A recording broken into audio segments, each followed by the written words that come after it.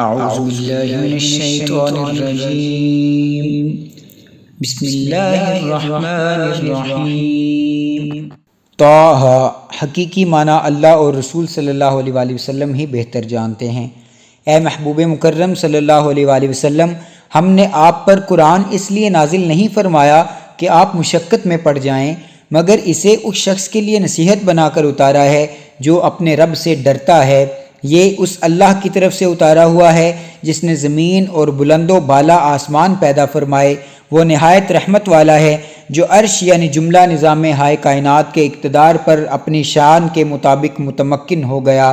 پس جو کچھ آسمانوں کی بالائی نوری کائناتوں اور خلائی مادی کائناتوں میں ہے، اور جو کچھ زمین میں ہے، اور جو کچھ ان دونوں کے درمیان فضائی اور ہوائی کروں میں ہے، اور جو کچھ سطح ارضی کے نیچے آخری تہ تک ہے، سب اسی کے نظام اور قدرت کے تابع ہیں۔ اور اگر آپ ذکر و دعا میں جہر یعنی آواز بلند کریں تو بھی کوئی حرج نہیں، وہ تو سر یعنی دلوں کے رازوں اور اخفا یعنی سب سے زیادہ مخفی بھیدوں کو بھی جانتا ہے، تو بلند التجاؤں کو کیوں نہیں سنے گا؟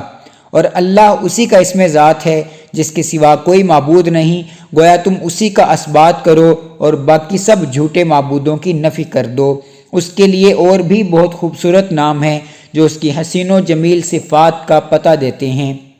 اور کیا آپ کے پاس موسیٰ علیہ السلام کی خبر آ چکی ہے؟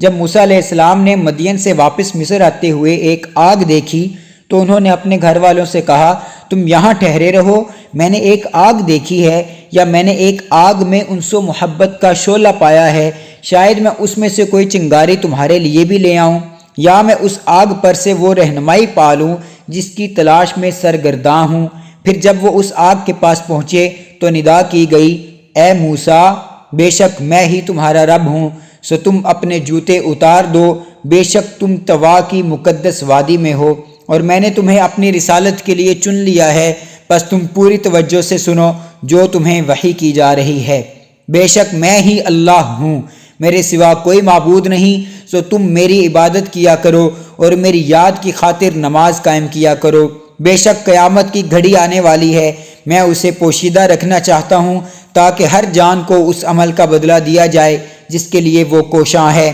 بس تمہیں وہ شخص اس کے دھیان سے روکے نہ رکھے جو خود اس پر ایمان نہیں رکھتا اور اپنی خواہش نفس کا پیرو ہے، ورنہ تم بھی ہلاک ہو جاؤ گے۔ اور یہ تمہارے داہنے ہاتھ میں کیا ہے اے موسیٰ؟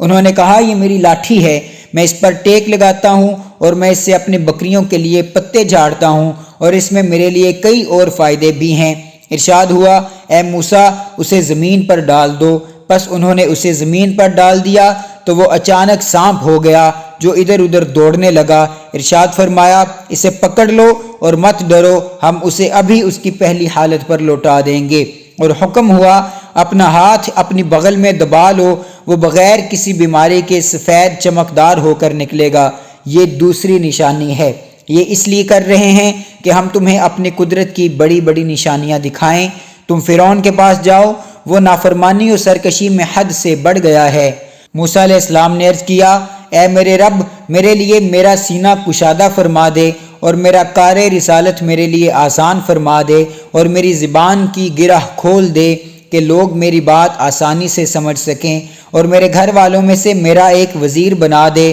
وہ میرا بھائی ہارون علیہ السلام ہو، اس سے میری کمر ہمت مضبوط فرما دے اور اسے میرے کار رسالت میں شریک فرما دے، تاکہ ہم دونوں کثرت سے تیری تسبیح کیا کریں اور ہم کثرت سے تیرا ذکر کیا کریں۔ بے شک تو ہمیں سب حالات کے تناظر میں خوب دیکھنے والا ہے۔ اللہ نے ارشاد فرمایا، اے موسیٰ، تمہاری ہر مانگ تمہیں عطا کر دی، اور بے شک ہم نے تم پر ایک اور بار اس سے پہلے بھی احسان فرمایا تھا جب ہم نے تمہاری والدہ کے دل میں وہ بات ڈال دی جو ڈالی گئی تھی کہ تم اس موسیٰ علیہ السلام کو صندوق میں رکھ دو، پھر اس صندوق کو دریا میں ڈال دو، پھر دریا اسے کنارے کے ساتھ آ لگائے گا، اسے میرا دشمن اور اس کا دشمن اٹھا لے گا، اور میں نے تجھ پر اپنی جناب سے خاص محبت کا پرتو ڈال دیا ہے، یعنی تیری صورت کو اس قدر پیاری اور من موہنی بنا دیا ہے کہ جو تجھے دیکھے گا فریفتہ ہو جائے گا، اور یہ اس لیے کیا تاکہ تمہاری پرورش میری آنکھوں کے سامنے کی جائے۔ اور جب تمہاری بہن اجنبی بن کر چلتے چلتے فرعون کے گھر والوں سے کہنے لگی کیا میں تمہیں کسی ایسی صورت کی نشاندہی کر دوں جو اس بچہ کی پرورش کر دے؟ پھر ہم نے تم کو تمہاری والدہ کی طرف پرورش کے بہانے واپس لوٹا دیا تاکہ اس کی آنکھ بھی ٹھنڈی ہوتی رہے اور وہ رنجیدہ بھی نہ ہو، اور تم نے قوم فرعون کے ایک کافر شخص کو مار ڈالا تھا، پھر ہم نے تمہیں اس غم سے بھی نجات بخشی اور ہم نے تمہیں بہت سی آزمائشوں سے گزار کر خوب جانچا، پھر تم کئی سال اہل مدین میں ٹھہرے رہے، پھر تم اللہ کے مقررہ وقت پر یہاں آ گئے ہو اے موسیٰ، اور اب میں نے تمہیں اپنے امر رسالت اور خصوصی انعام کے لیے چن لیا ہے۔ تم اور تمہارا بھائی ہارون میری نشانیاں لے کر جاؤ اور میری یاد میں سستی نہ کرنا، تم دونوں فرعون کے پاس جاؤ، بے شک وہ سرکشی میں حد سے گزر چکا ہے، سو تم دونوں اس سے نرم انداز میں گفتگو کرنا، شاید وہ نصیحت قبول کر لے یا میرے غضب سے ڈرنے لگے۔ دونوں نے عرض کیا، اے ہمارے رب، بے شک ہمیں اندیشہ ہے کہ وہ ہم پر زیادتی کرے گا یا زیادہ سرکش ہو جائے گا۔ ارشاد فرمایا، تم دونوں نہ ڈرو، بے شک میں تم دونوں کے ساتھ ہوں، میں سب کچھ سنتا اور دیکھتا ہوں۔ بس تم دونوں اس کے پاس جاؤ اور کہو، ہم تیرے رب کے بھیجے ہوئے رسول ہیں، سو تو بنی اسرائیل کو اپنی غلامی سے آزاد کر کے ہمارے ساتھ بھیج دے اور انہیں مزید اذیت نہ پہنچا، بے شک ہم تیرے پاس تیرے رب کی طرف سے نشانی لے کر آئے ہیں، اور اس شخص پر سلامتی ہو جس نے ہدایت کی پیروی کی۔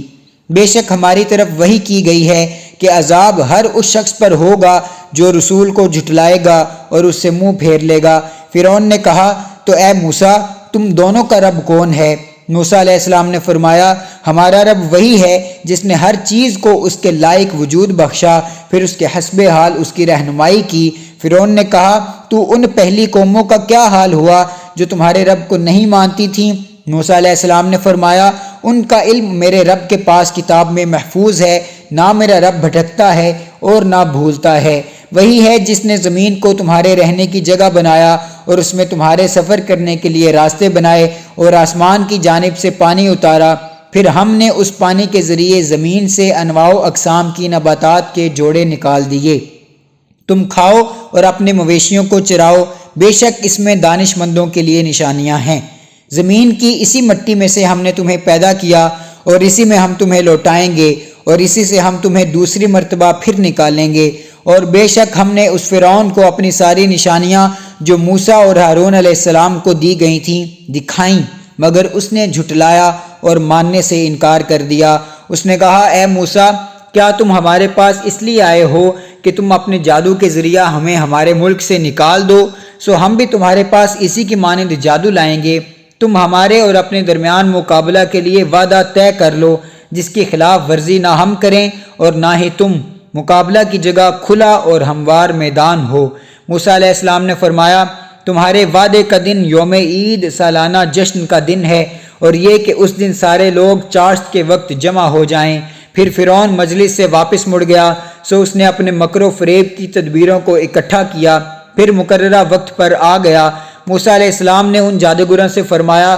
تم پر افسوس، خبردار، اللہ پر جھوٹا بہتان مت باندھنا، ورنہ وہ تمہیں عذاب کے ذریعے تباہ و برباد کر دے گا، اور وہ واقعی وہ شخص نامراد ہوا جس نے اللہ پر بہتان باندھا۔ چنانچہ وہ جادوگر اپنے معاملہ میں باہم جھگڑ پڑے اور چپکے سرگوشیاں کرنے لگے، کہنے لگے، یہ دونوں واقعی جادوگر ہیں جو یہ ارادہ رکھتے ہیں کہ تمہیں جادو کے ذریعہ تمہاری سرزمین سے نکال باہر کریں اور تمہارے مثالی مذہب و ثقافت کو نابود کر دیں۔ انہوں نے باہم فیصلہ کیا، پس تم جادو کی اپنی ساری تدابیر جمع کر لو، پھر کتار باندھ کر اکٹھے ہی میدان میں آ جاؤ، اور آج کے دن وہی کامیاب رہے گا جو غالب آ جائے گا۔ جادوگر بولے، اے موسیٰ، یا تو تم اپنی چیز ڈالو اور یا ہم ہی پہلے ڈالنے والے ہو جائیں۔ موسیٰ علیہ السلام نے فرمایا، بلکہ تم ہی ڈال دو۔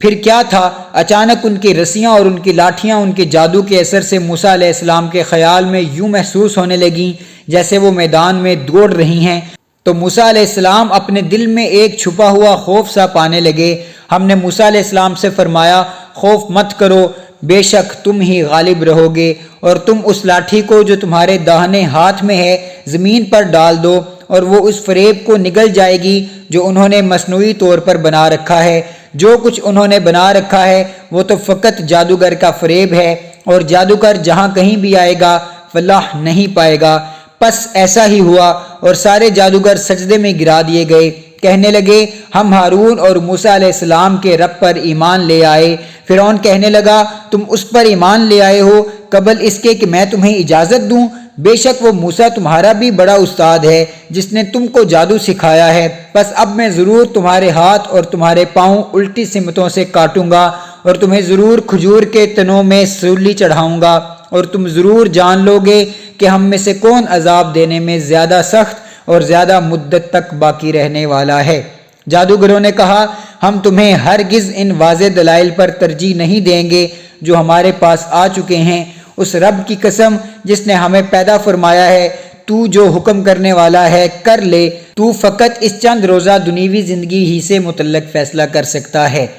بے شک ہم اپنے رب پر ایمان لائے ہیں تاکہ وہ ہماری خطائیں بخش دے اور اسے بھی معاف فرما دے جس جادوگری پر تو نے ہمیں مجبور کیا تھا، اور اللہ ہی بہتر ہے اور ہمیشہ باقی رہنے والا ہے۔ بے شک جو شخص اپنے رب کے پاس مجرم بن کر آئے گا تو بے شک اس کے لیے جہنم ہے، اور وہ ایسا عذاب ہے کہ نہ وہ اس میں مر سکے گا اور نہ ہی زندہ رہے گا۔ اور جو شخص اس کے حضور مومن بن کر آئے گا، مزید یہ کہ اس نے نیک عمل کیے ہوں گے، تو انہی لوگوں کے لیے بلند درجات ہیں۔ وہ سدا بہار باغات ہیں جن کے نیچے سے نہریں رواں ہیں، وہ ان میں ہمیشہ رہنے والے ہیں، اور یہ اس شخص کا صلہ ہے جو کفر و معیشت کی آلودگی سے پاک ہو گیا۔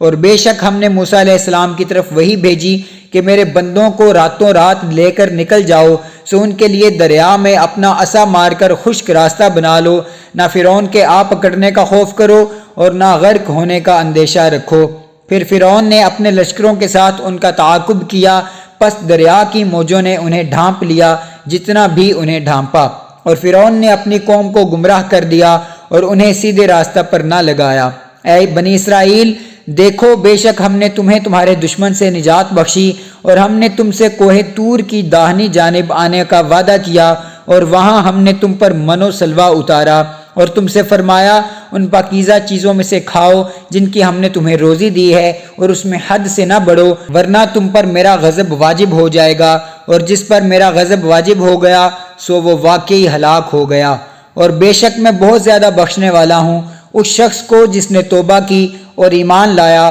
اور نیک عمل کیا، پھر ہدایت پر قائم رہا۔ اور اے موسیٰ، تم نے اپنی قوم سے پہلے طور پر آ جانے میں جلدی کیوں کی؟ موسیٰ علیہ السلام نے عرض کیا وہ لوگ بھی میرے پیچھے آ رہے ہیں، اور میں نے غلبہ شوق و محبت میں تیرے حضور پہنچنے میں جلدی کی ہے اے میرے رب، تاکہ تو راضی ہو جائے۔ ارشاد ہوا بے شک ہم نے تمہارے آنے کے بعد تمہاری قوم کو فتنہ میں مبتلا کر دیا ہے، اور انہیں سامری نے گمراہ کر ڈالا ہے۔ پس موسیٰ علیہ السلام اپنی قوم کی طرف سخت غضبناک اور رنجیدہ ہو کر پلٹ گئے اور فرمایا اے میری قوم، کیا تمہارے رب نے تم سے ایک اچھا وعدہ نہیں فرمایا تھا؟ کیا تم پر وعدہ کے پورے ہونے میں طویل مدت گزر گئی تھی؟ کیا تم نے یہ چاہا کہ تم پر تمہارے رب کی طرف سے غضب واجب اور نازل ہو جائے؟ پس تم نے میرے وعدہ کی خلاف ورزی کی ہے۔ وہ بولے ہم نے اپنے اختیار سے آپ کے وعدہ کی خلاف ورزی نہیں کی، مگر ہوا یہ کہ قوم کے زیورات کے بھاری بوجھ ہم پر لاد دیے گئے تھے، تو ہم نے انہیں آگ میں ڈال دیا، پھر اسی طرح سامری نے بھی ڈال دیے۔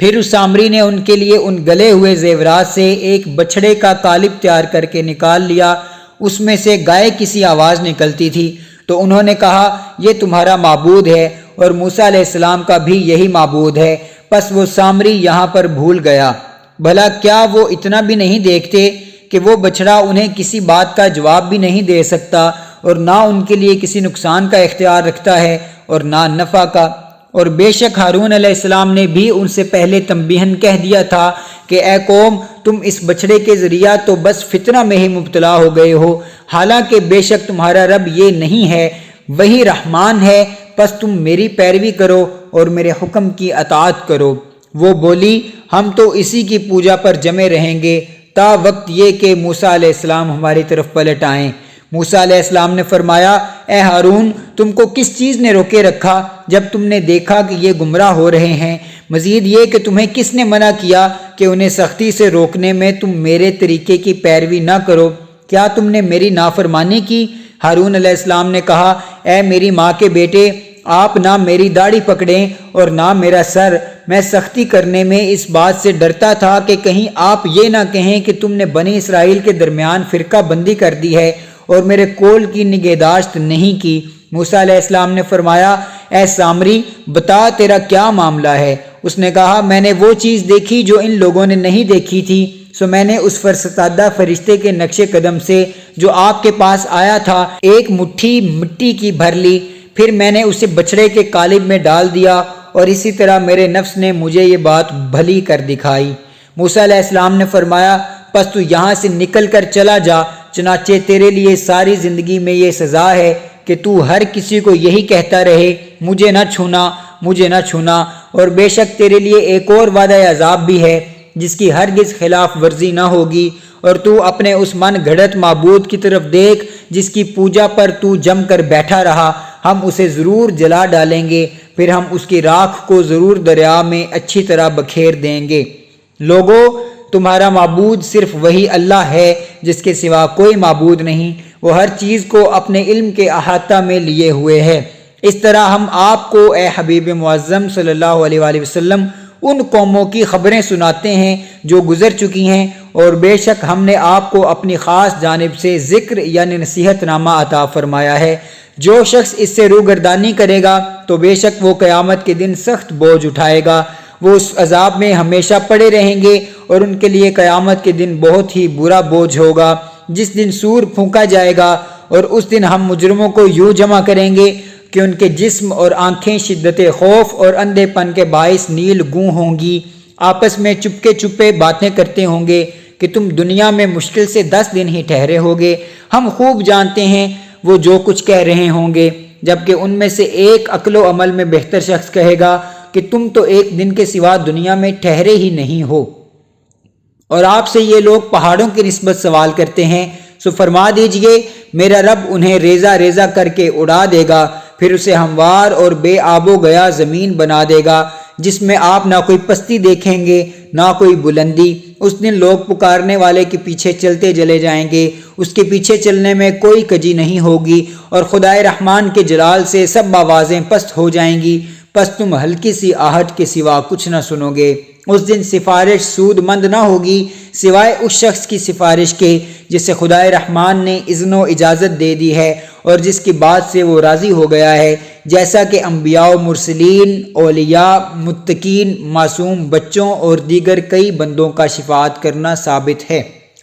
وہ ان سب چیزوں کو جانتا ہے جو ان کے آگے ہیں اور جو ان کے پیچھے ہیں، اور وہ اپنے علم سے اس کے علم کا احاطہ نہیں کر سکتے، اور سب چہرے اس ہمیشہ زندہ اور قائم رہنے والے رب کے حضور جھک جائیں گے، اور بے شک وہ شخص نامراد ہوگا جس نے ظلم کا بوجھ اٹھا لیا، اور جو شخص نیک عمل کرتا ہے اور وہ صاحب ایمان بھی ہے تو اسے نہ کسی ظلم کا خوف ہوگا اور نہ نقصان کا۔